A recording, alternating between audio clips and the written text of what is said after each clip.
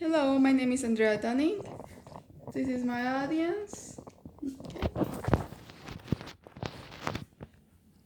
These are my notes. Okay. Hello. Did you know that skincare has been around for at least 7,000 years? It even spans back to around 3000 BC, first used by the Egyptians, it is believed. Skincare has been and it will continue being very popular in the economic market. It will continue to be researched, implemented, and used.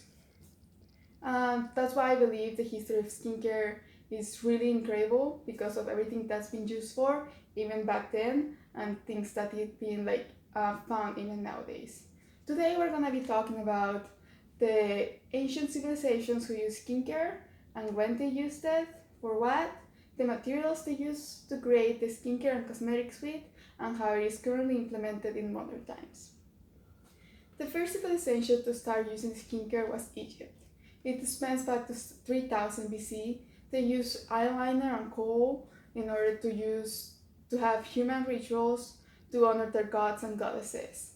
There is even evidence of Nefertiti using coal around 1320 BC to honor their gods. The next civilization was China. In around 3000 BC, around the same time as Egypt, China used to stain their fingernails with bright colors. The Shang dynasty used to stain their fingernails with silver and gold. The later royals would use black and red, and the poor people usually were not allowed to stain their fingernails with bright colors. It represented social classes, and then around later they started using more real skincare that did not only apply to fingernails. They started using powders to whiten their skin, as they believe it to be something beautiful if one is whiter in complexion. So they started using powders and such to whiten their skin. Next, we're going to talk about the materials and the plants that were used in order to create certain skincare and cosmetics. So for powders, lotions, scrubs. Egyptians usually used skincare in order to show beauty. They wanted the desire to be beautiful and to protect themselves from the bright sun. They used olive oil, dough, milk, essential oils, plants, and sand in order to create creams to protect from the sun. They use sand and aloe vera to create exfoliating scrubs and such. They even had essential oils made from herbs in order to help stretch marks that women had at the time. And they used to make eyeshadows from copper and such. So next we're going to talk about the skincare and the materials used to create the holistic skincare in China. Chinese used to paint to stain their fingernails. They used things such as beeswax, egg whites, gum arabic, and gelatin. They created cleansers from seaweed and gelatin and jellyfish, I meant. And they used this mushroom called Songyeo mushroom to whiten their skin. And then we're going to talk about the Greeks and Romans. Greeks and Romans really believe in hygiene.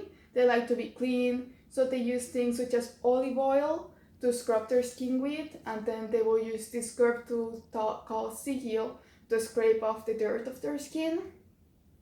They also use to whiten their skin as well. It was always popular in Chinese culture, Egyptian, Greek and Roman, and European culture to whiten their skin.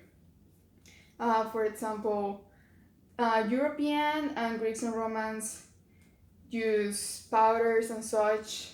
The Greeks and Romans use crocodile dung as an example to whiten their skin. The poorer Romans use lead, much like the Europeans.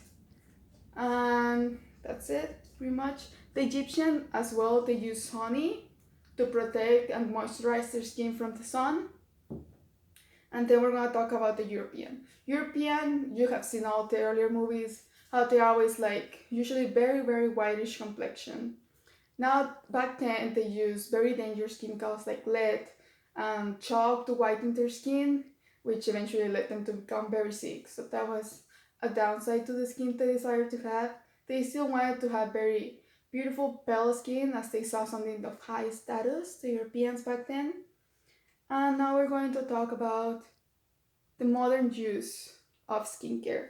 Skincare is they have creams, gels, exfoliators, sun protection, and more. The real skincare started with the FDA being created in 1906 to regulate the materials that go into skincare. They didn't, so they wouldn't put lead or dangerous materials in it. And then they found how vitamins such as vitamin A, C, E, and B help against aging, how hyaluronic acid helps to keep the skin moisturized. And instead of using steroids and hormones, they started looking more into acids and vitamins. And yeah, skin has been around for many years. Aloe vera, for example, is used nowadays as it was back then to moisturize the skin. And it will always be here. I think people will still try to research and create more things with it, and it will continue for years to come, creating great economic growth. Okay, and people will still desire to have beautiful skin and be healthy. That's why skincare will always keep going and existing, such like as cosmetics as well. And main sources are History of Skincare by Siring, A Timeline of UK Skincare, Cosmetics and Personal Practice in Medicine, and A History of Makeup by Angelo.